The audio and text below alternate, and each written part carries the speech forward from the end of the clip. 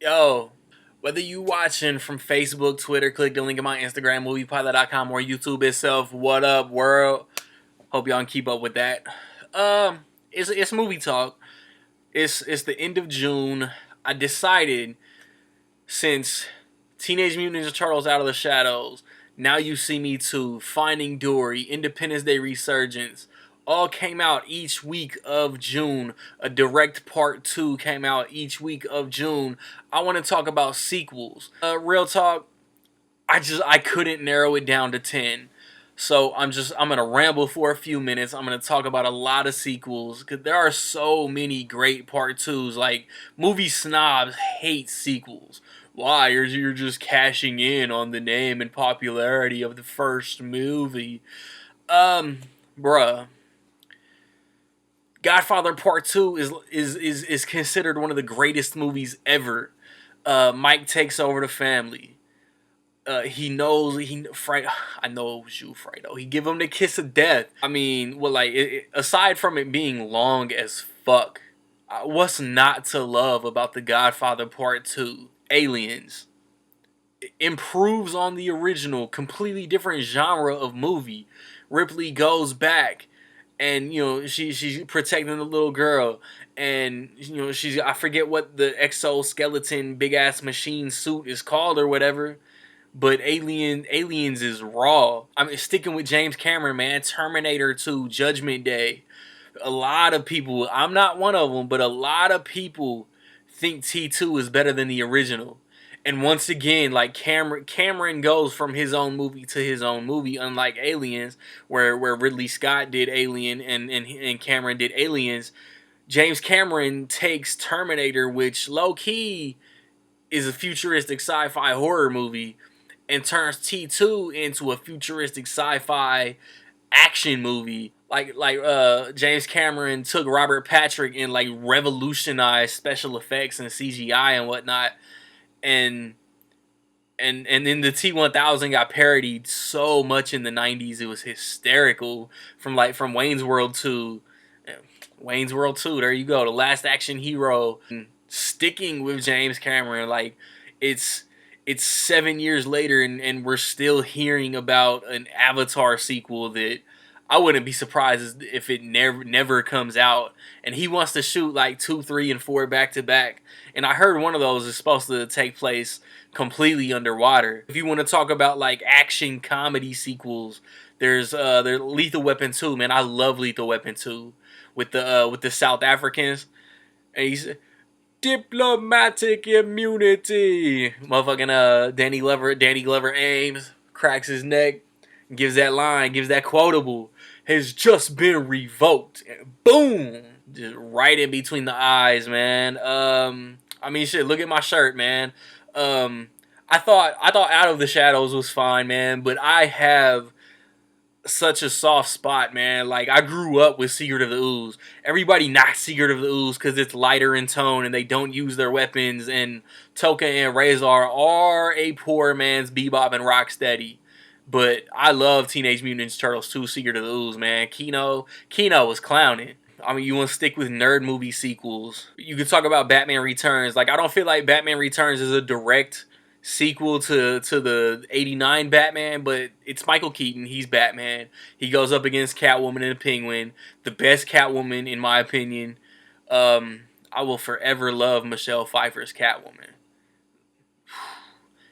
And then, I mean, and that's why, but that's what, like, Tim Burton went so dark with Batman Returns. That's why Joel Schumacher was able to come in and fuck up Batman with the next two movies. Even though if we was talking about part threes, man, I would talk about Batman Forever, man, because Batman Forever is not bad. Just show Joel Schumacher being attached to that movie is what gives Batman Forever a bad rep. Batman Forever is not trash. But going back, man, because I talked about Lethal Weapon 2, and I ended up talking about Ninja Turtles. But I wanted to talk about like Beverly Hills Cop 2 improves on the original. 22 Jump Street improves on the original, and the genius of 22 Jump Street is it knows it's a sequel. It knows, man. The whole thing with Nick Offerman, the whole bigger, everything on the explosions and all that shit. And it's just as funny as the first one too. There's some other movies that come to mind, man, like Dawn of the Planet of the Apes. I love it, man. It takes place what, like 10 years after Rise. Caesar is trying to evolve his colony basically. Then you got dudes like Jason Clarke, Gary Oldman, who like and Koba. You see everybody's side, and that's what makes that movie great. Other comic sequels, X2, X Men United, X Men Days of Future Past. The X Men movies have two great direct sequels. '04 Spider-Man 2. I think Blade 2 is better than Blade. Captain America: The Winter Soldier is now my second favorite MCU movie. And even Hellboy 2, man. Hellboy 2: The Golden Army is at least as good as the original Hellboy. Animated sequels, man, like two come to mind. Like two animated sequels were on the list that I just couldn't narrow down to 10. That's Toy Story 2 and Shrek 2. Shrek 2 is my favorite Shrek movie, hands down, man. The pop culture references alone just had me in stitches, man. Shrek 2 is great. And, Toy Story 2, man, you gotta save Woody, man. Woody finds out about his past and where he came from with the Roundup Gang and Jesse and Bullseye and the Prospector. Rush Hour 2 comes to mind, man. I love the original Rush Hour, man. That was on a Comedy Channel earlier. Everybody knows War. And then they go to China. And you talking about, I want some Mushu. Mushu, you hungry? And he take him to the massage parlor, and all the girls winking at Chris Tucker. He said, "Hurry up!" He said, "Whoa. You don't just jump in front of a black man in a buffet line. Well, hold on." He said, "Come on, little Ricky. He said, you lucky I don't beat your punk ass right now." And man, oh, I wish Chris Tucker would have not stopped doing movies or just being so selective, man. Like Rush Hour 2 is great. I mean, Rocky 2, come on, man. Rocky 2, Rocky finally beats Apollo. And then come on, Stallion. Rocky being all passive, don't want to fight, man. But Rocky was gonna get back in that ring. It ain't no movie if Rocky don't get back in that ring, man. And without Rocky 2, we don't get Creed. The Bourne Supremacy, man. We get Jason Bourne finally coming out. I'll wait till my review. That like I can tell you now, the only thing I'm gonna hate about Jason Bourne is that they didn't call it the Bourne whatever, man, after a book, and they just labeled it Jason Bourne all lazy and shit. My wife will probably try to cut my throat if I don't mention Bad Boys 2. Bad Boys 2 is fine. I don't think it's better than the first one. Michael Bay went in with his, we must do bigger, we must be bigger, we must be, there must be more explosions. Will Smith must be more swole. But I think Will Smith was just more swole because he had just done Ali. Even The Empire Strikes Back, man. Like, The Empire Strikes Back is raw as fuck because Luke finds out what happens to Han happens to Han, and it's not a happy ending at all. And it just builds upon A New Hope. Like, comedy sequels are hard to do because, like, Neighbors 2 was okay. Neighbors 2 was funny, but it's not as funny as the first one. But then like Harold and Kumar Escape from Guantanamo Bay. So extreme, so ridiculous. In my opinion, not better than White Castle. My wife, man, she loves Guantanamo Bay. That's her favorite of the three. And sticking with comedy sequels, man. Zoolander 2, Hot Tub Time Machine 2, Dumb and Dumber 2. All whack. Horrible Bosses 2 was cool. Like, it catches a lot of hate, but I thought it was funny. My favorite horror sequel is probably Scream 2. It's in college, and it's the mother of the killer from the first movie. It's perfect, man. And just, like, everybody's grown. Like, you don't trust the boyfriend Jerry O'Connell because of what happened in the first movie. Like, through no fault of his own. Dewey's still in it. Courtney Cox is still in it. Elise Neal plays the new friend. Sarah Michelle Gellar is in it for a little bit. And then I Still Know What You Did Last Summer isn't bad to me. And then Back to the Future Part 2, dog. Like, I don't know if it's because 2 and 3 were filmed back to back because they came out such a amount of time after the original.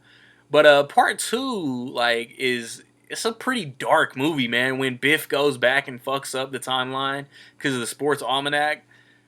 Like, Marty goes back to a really shitty 1985. Like, some of the language for that movie and the time it came out, was a little sketchy. And then Marty almost dies a few times, man. But I love it because of everything that got messed up because of his selfishness, because of Marty trying to take the sports almanac for himself, and then because he could have ran into his self in 1955, and there was just so much going on, but I felt like it worked for what Robert Zemeckis did, and then it leads right into part three. Like the Back to the Future trilogy to me is one of the best trilogies ever. I did a trilogy video like a little over a year ago, and Back to the Future had to have been top three. I mean, I've went through a lot of sequels in the duration of this video, man. So I'll talk about my favorite sequel of all time now. My favorite direct sequel, follow up, part two. And it just happens to be my favorite movie of all time, man. If you saw my review for The Shallows, I talked about it for like 2 seconds, and that's no pun intended. And that's The Dark Knight. I mean, it's so great. Like, the Joker is one of the greatest villains ever, let alone Heath Ledger's Joker. The Joker won.